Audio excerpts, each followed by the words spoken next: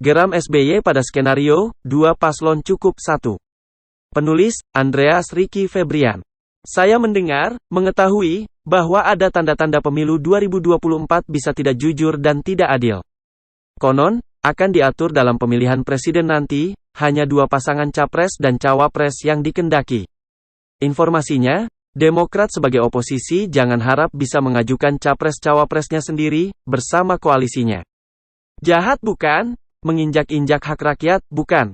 Pikiran seperti itu batil. Susilo Bambang Yudhoyono, Ketua Majelis Tinggi Partai Demokrat, menyampaikan pidato emosional itu pada rapat pimpinan nasional Partai Demokrat di Jakarta Convention Center, Senayan, Kamis, 15/9. SBY, menurut Sekretaris Majelis Tinggi Partai Demokrat Andi Malarangeng, mendapat informasi dari sumber terpercaya terkait skenario dua paslon cukup itu. Informasi itu, tegas Andi, dapat mereka pertanggungjawabkan kebenarannya. Informasi itu pun langsung disampaikan kepada SBY, tanpa perantara.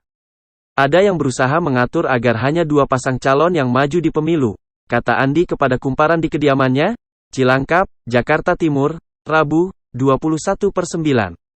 Skenario tersebut, bagi Demokrat yang partai oposisi, adalah hal yang mengerikan. Mereka berada pada posisi yang sangat tidak menguntungkan bila berhadapan dengan koalisi gendut pemerintah. Kerugian inilah yang membuat SBY sampai merasa perlu turun gunung dan bersuara. Hal tersebut, menurut Andi, penting sebagai pesan moral. Partai oposisi harus teriak lantang dengan keadaan macam ini, ujar Andi. Ia khawatir, wacana dua paslon cukup adalah upaya pihak berkuasa untuk mengetes riak di masyarakat, seperti yang terjadi pada wacana Jokowi 3 periode atau perpanjangan masa jabatan presiden via penundaan pemilu. Bila tak banyak penolakan, bisa jadi Pilpres 2024 akan benar-benar digiring agar hanya diikuti dua paslon, yang diinginkan pihak berkuasa.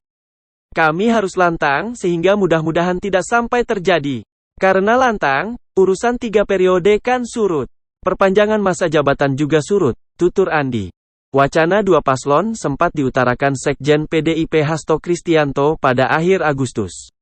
Menurutnya, dua pasangan capres-cawapres adalah ideal di tengah pemulihan ekonomi pasca pandemi dan ketidakpastian global. Dalam konteks ideal, mengingat syarat menang pemilu tidak mudah. Indonesia memerlukan pelaksanaan Pilpres yang demokratis, cepat, kredibel, dan hanya berlangsung satu putaran. Pemilu yang efisien, efektif, dan mampu melahirkan pemimpin hebat, kata Hasto. Ketimbang berlangsung dua putaran dan memakan waktu lebih lama serta menghabiskan biaya lebih banyak, Pilpres didorong PDIP cukup satu putaran. Konsekuensinya, Pilpres hanya diikuti dua paslon dan itu diwujudkan dengan membangun kesepahaman di depan. Namun, dorongan PDIP itu dimaknai Demokrat sebagai strategi licik, bahkan bentuk kecurangan pemilu. SBY menyebutkan sebagai skenario pemilu yang tidak jujur dan tidak adil. Deputi Badan Pemenangan Pemilu Demokrat Kamhar Lakumani berpendapat, skenario dua paslon sama saja artinya dengan cara melanggengkan kekuasaan secara sistematis. Ia pun curiga bahwa dua paslon itu pun nantinya adalah orang-orang yang direstui pemerintah.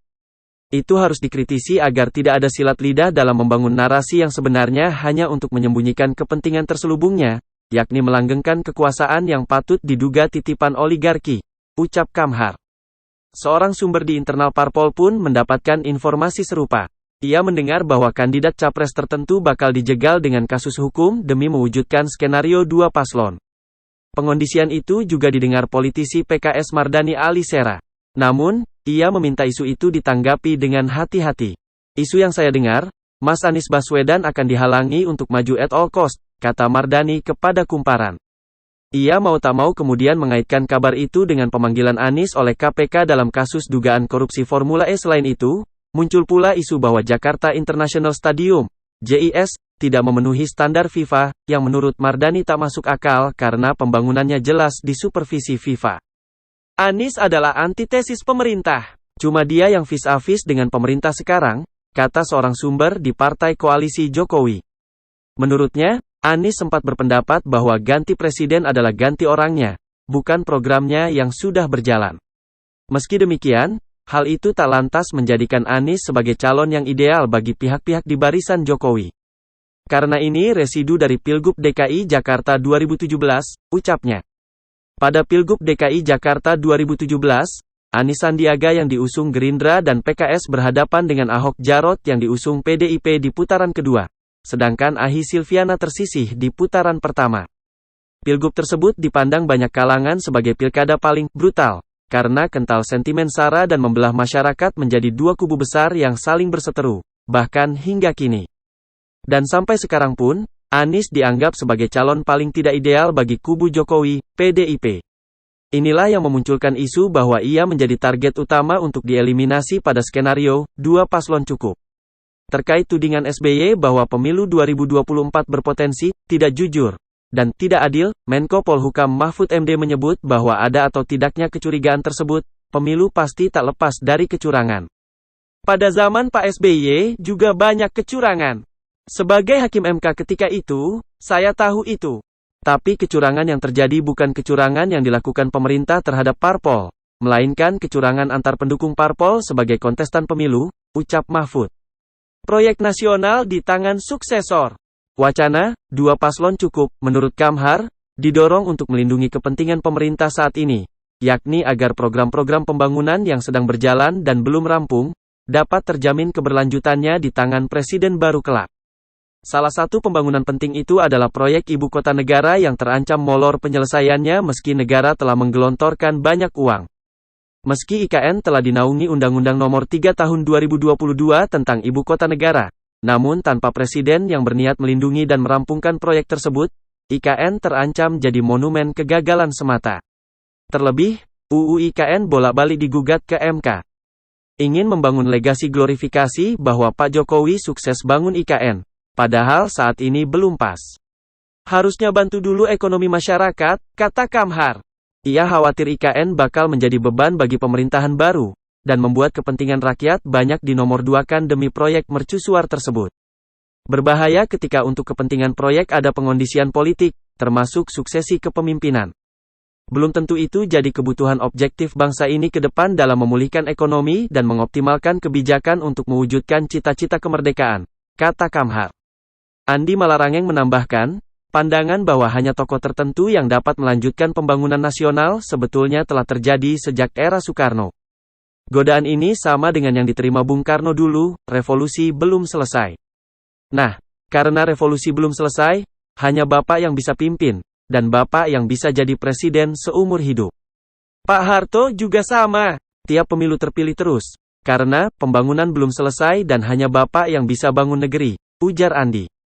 Maka, lanjutnya, IKN adalah benang merah dengan peristiwa terdahulu.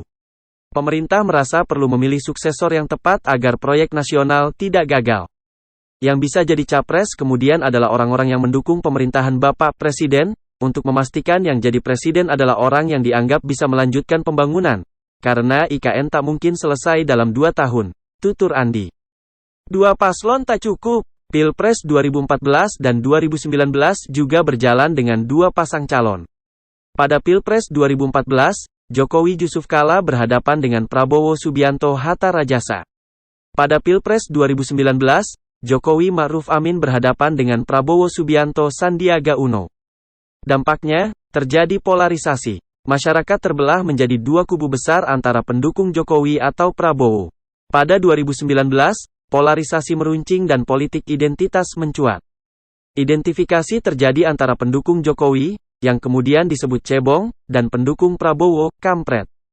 Itu tidak sehat. 3 atau 4 pasang calon itu bagus, kata Andi. Ia menambahkan, andai memang hanya 2 paslon yang maju namun itu terjadi secara natural, tanpa skenario, Demokrat tak bakal mempersoalkannya. Asal, jangan diatur-atur. Politisi Nasdem Willy Aditya sepakat bila Pilpres diikuti lebih dari 2 paslon, sebab semakin banyak pilihan tersedia untuk masyarakat. Survei Politika Research and Consulting, PRC, yang dirilis akhir Juli tahun 2022 memperlihatkan bahwa 48,5% masyarakat menghendaki Pilpres diikuti 3 atau lebih paslon, sedangkan 47,8% menginginkan Pilpres hanya diikuti 2 paslon. Survei PRC tersebut melibatkan 1.200 responden dengan tingkat kepercayaan sebesar 95% dengan margin of error 2,74%. Akar Rumput Strategic Consulting, ASRC, juga merilis hasil survei pada periode yang sama yang menunjukkan bahwa mayoritas responden, 32,3%, menginginkan Pilpres diikuti 3 paslon, 18,4% menginginkan 4 paslon, dan 29,9% menginginkan 2 paslon saja. Survei tersebut dilakukan terhadap 1.225 responden dengan margin of error 2,8%. Pada akhirnya, jumlah paslon akan ditentukan oleh dinamika politik mendekati 2024. Faktor presidensial threshold juga berpengaruh, sebab mayoritas parpol harus berkoalisi lebih dulu guna memenuhi ambang batas 20% suara sah nasional untuk bisa mengusung capres-cawapres. Peneliti SMRC Saidiman Ahmad berpendapat, jumlah paslon juga akan bergantung pada pergerakan elektabilitas para kandidat di bursa survei. Sejauh ini, ada 3 nama yang terus-menerus berada di posisi teratas, Ganjar Pranowo, Prabowo Subianto, dan Anies Baswedan. Suka atau tidak suka, menurutnya, parpol harus mencermati hal tersebut karena survei mencerminkan keinginan halayak. Dengan posisi kandidat yang semacam itu, saya kira dukungan partai akan terbagi pada 3 calon itu secara proporsional. Jadi bukan persoalan apakah ada yang mengatur Pilpres diikuti 2 atau 3 paslon, ujarnya. Jika oposisi, termasuk Demokrat, menginginkan calonnya sendiri, lanjut Saidiman, maka mereka harus mendahului partai berkuasa dalam membentuk koalisi. Di sini, Nasdem jadi faktor penting karena diincar sebagai kawan koalisi oleh PDIP maupun Demokrat.